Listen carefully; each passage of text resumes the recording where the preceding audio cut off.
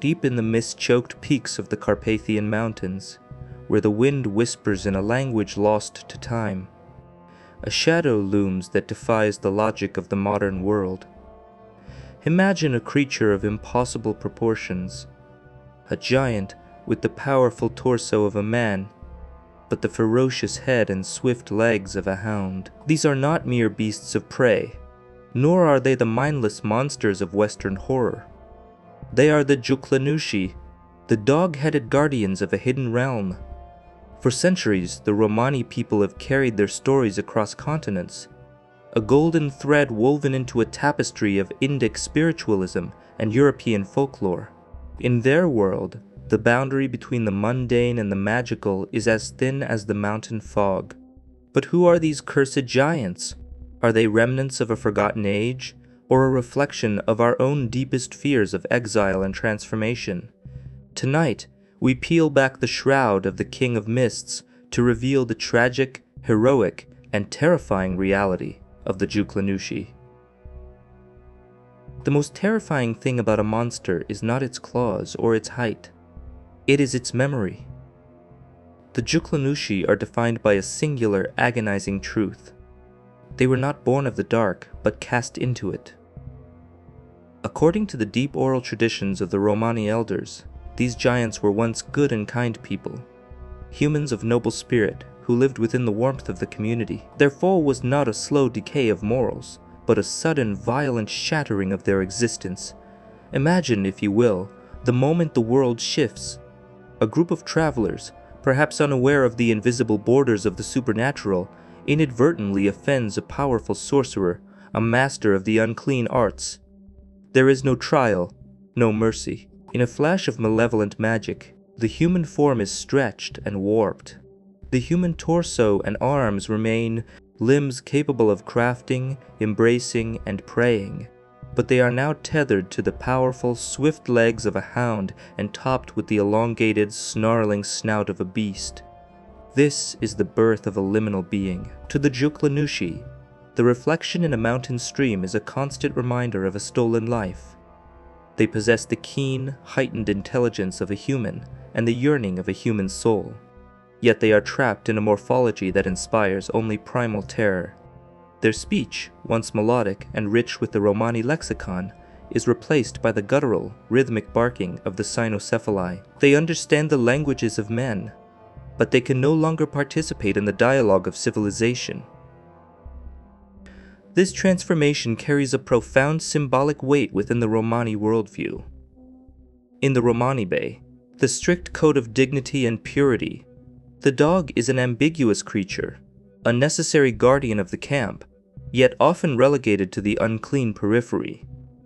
By giving these giants the head of a dog, the legend illustrates the ultimate social death, the othering of a human being until they are viewed as a predator.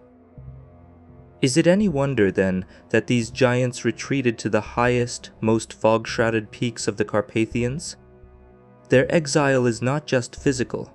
It is an allegory for the centuries of persecution faced by the Romani people themselves. A people often viewed by the Gado, non-Romani world as mysterious, monstrous, or unclean outsiders.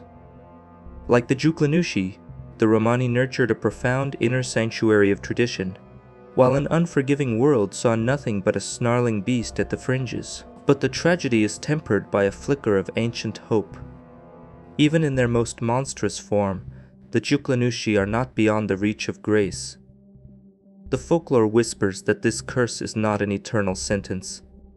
Just as they were transformed by a word of hatred, they can be restored by a gesture of the purest human connection, a kiss of true love. Until that day, they remain the tragic sentinels of the mist, human hearts beating beneath coats of fur, waiting for the world to see the man behind the mask of the beast. The Dzhuklanushi do not live as wild predators or aimless scavengers. They are the chosen citizens of a high-altitude civilization. High atop the most inaccessible peaks of the Carpathians, where the air grows thin and the world of man fades into shadow, lies the hidden palace of the King of Mists. This entity is the supreme sovereign of the mountain hierarchy, an atmospheric deity who personifies the life-giving water and the protective shroud of the wilderness. The king himself is a figure of tragic majesty, said to be eternally mourning his wife, who was cruelly burned to death by the king of the sun. This celestial feud between sun and mist is more than just a story. It is the heartbeat of the mountains, explaining the perpetual clouds that cling to the summits as the king's way of hiding his grief-stricken realm from the scorching eyes of his enemy. Within this court, the Dzhuklanushi serve as his tirelessly loyal guardians and laborers. Standing at the threshold of the king's palace, the Dzhuklanushi protect the most sacred symbol of Romani hope, the tree of the 3 golden apples. This tree is not merely a botanical wonder, but a repository of divine grace, bearing fruit that is inexhaustible. The moment one apple is plucked, another immediately swells in its place. Each apple represents a fundamental aspiration of a people who have spent a millennium on the road. The first apple grants absolute happiness and social harmony, ensuring that the community remains unbroken by strife. The second apple provides physical health and a miraculous shield against the demons of disease that plague the human world. The third apple offers wealth and material security, promising that the harvest of life will never fail. The Dzhuklanushi are the gatekeepers of this paradise, ensuring that these boons remain protected from the unworthy. They are assisted in this atmospheric vigil by the Kishaliyif, king's daughters and beautiful mountain nymphs. These nymphs possess hair miles long and finer than silk. When they comb it atop the peaks with golden combs, the strands flow down the cliffs as the very mist and fog that hide the palace from human eyes. This hidden kingdom serves as a powerful allegory for the Romani experience. Just as the Dzhuklanushi guard a palace of gold behind a wall of clouds, the Romani people maintained an internal palace of rich culture, language, and spiritual wealth, even as the outside world saw only the dog at the gates. The kingdom of the King of Mists is a reminder that even in a world of exclusion, there exists a sanctuary where the golden apples of health, wealth, and happiness are always within reach for those who serve the light. To live in the kingdom of the King of Mists is not a life of idle peace. The Dzhuklanushi are warriors by necessity, standing as the only line of defense in a primordial struggle that has raged since the world was squeezed into its perfect size.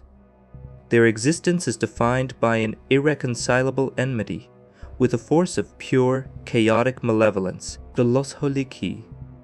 If the Dzhuklanushi represent a tragic, disciplined order, the Losholichi are the nightmare of the deep forest. These are not noble giants. They are hideous, hairy forest demons, lecherous and predatory, characterized by their long, drooping ears and a thirst for destruction. While the Dzhuklanushi serve a king and guard the sacred treasures of health and wealth, the Losholichi emerge from dark caves and lightless ravines to devour whatever is pure. The war between them is a symphony of violence that echoes through the Carpathian valleys like a gathering storm. When the Losholichi storm the mountain strongholds, attempting to breach the gates of the Mist Palace, the air itself vibrates with the roar of their fierce battles. This is where the Dzhuklanushi's unique nature becomes their greatest weapon. Though they possess the terrifying power of the hound, they fight with the calculated precision of the human mind. Their human intelligence and superior agility allow them to outmaneuver the mindless fury of the demons, driving the Losholichi back into the lightless abyss of the earth. But this conflict serves a purpose far greater than the survival of the mountain spirits. In the Romani worldview, the Dzhuklanushi act as a vital mythological buffer. They are the unclean sentinels who keep the world clean. By containing the Losholichi in the high hidden places, they prevent these chaotic devourers from descending into the camps and villages of humanity.